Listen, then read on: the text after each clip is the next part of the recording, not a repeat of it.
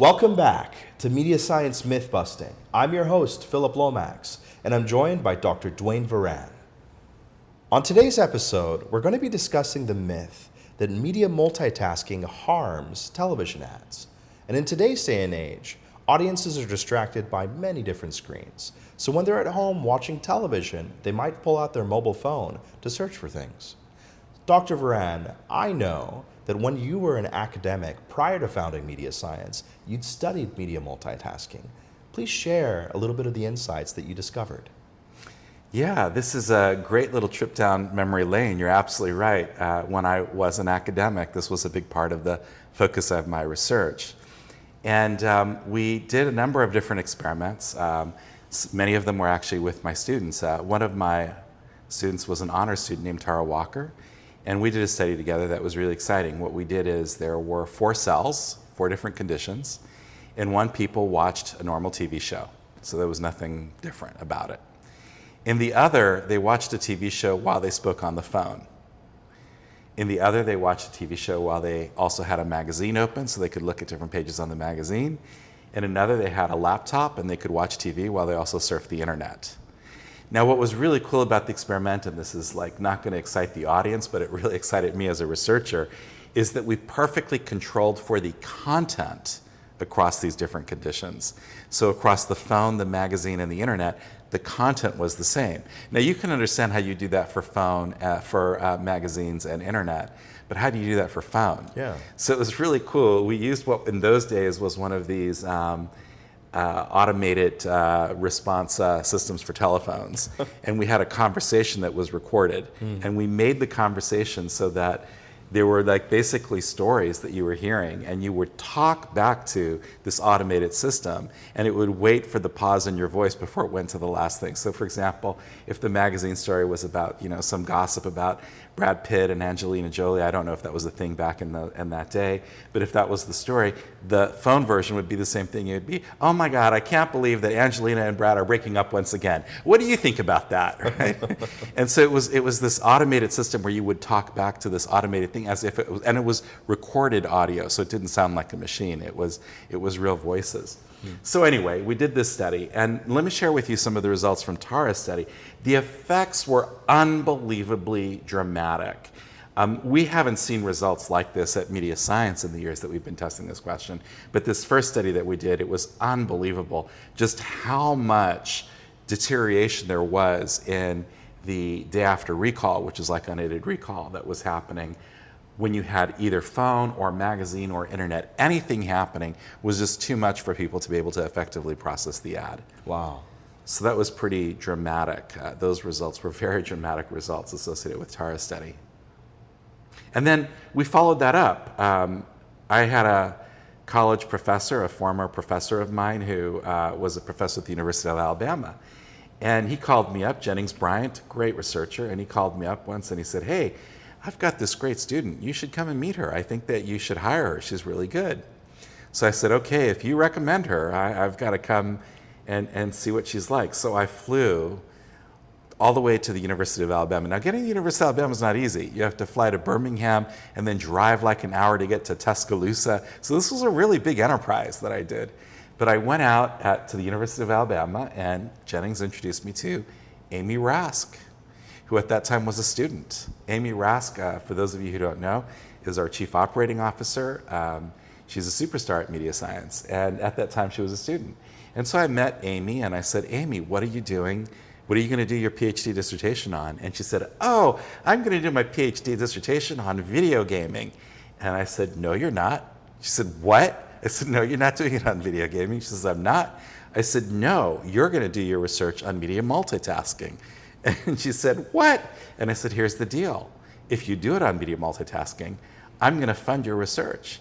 I'm going to give you a ticket to fly all the way to Australia to collect the data in our lab in Australia.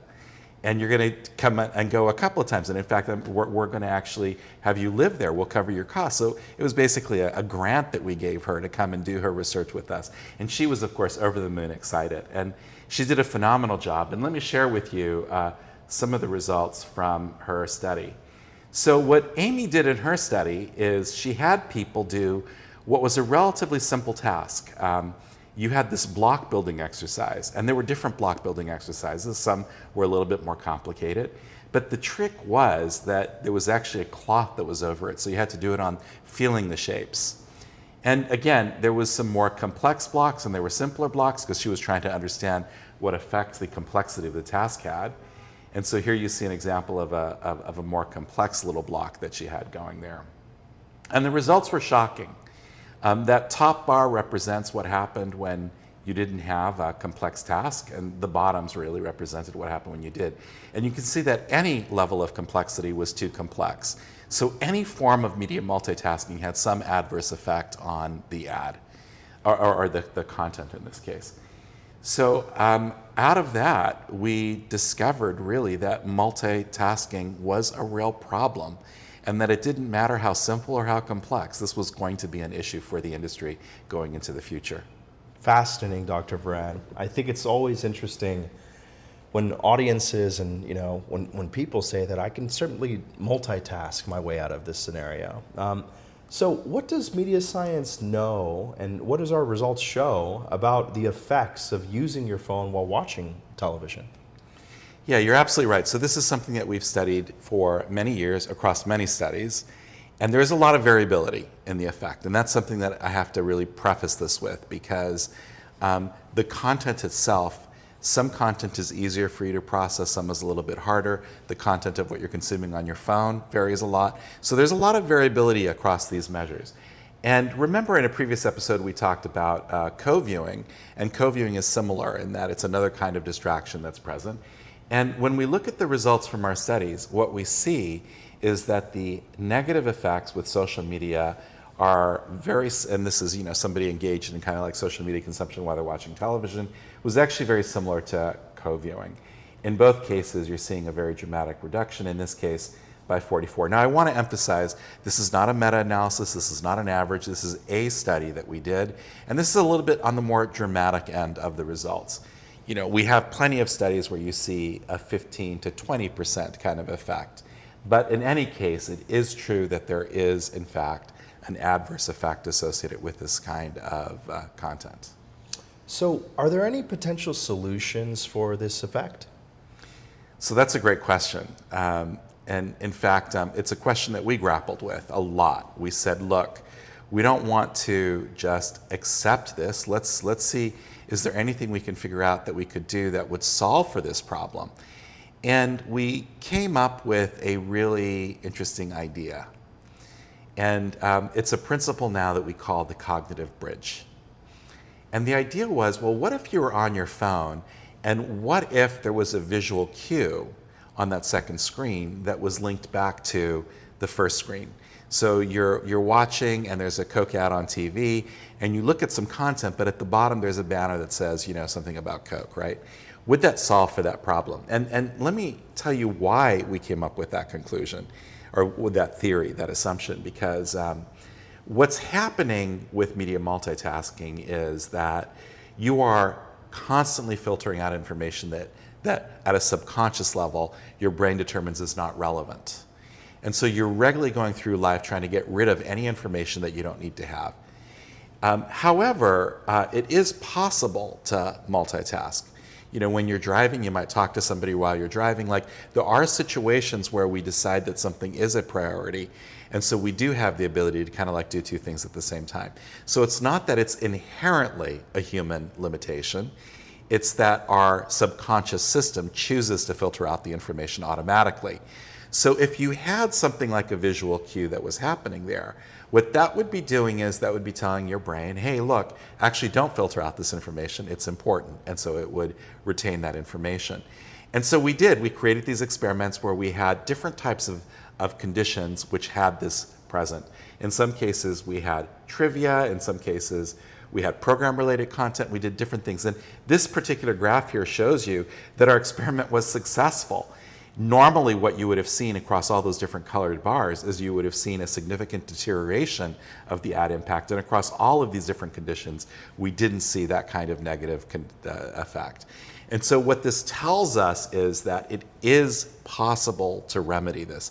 And in fact, we've done other work where we said, okay, well, in the real world it might be difficult to get perfect synchronicity.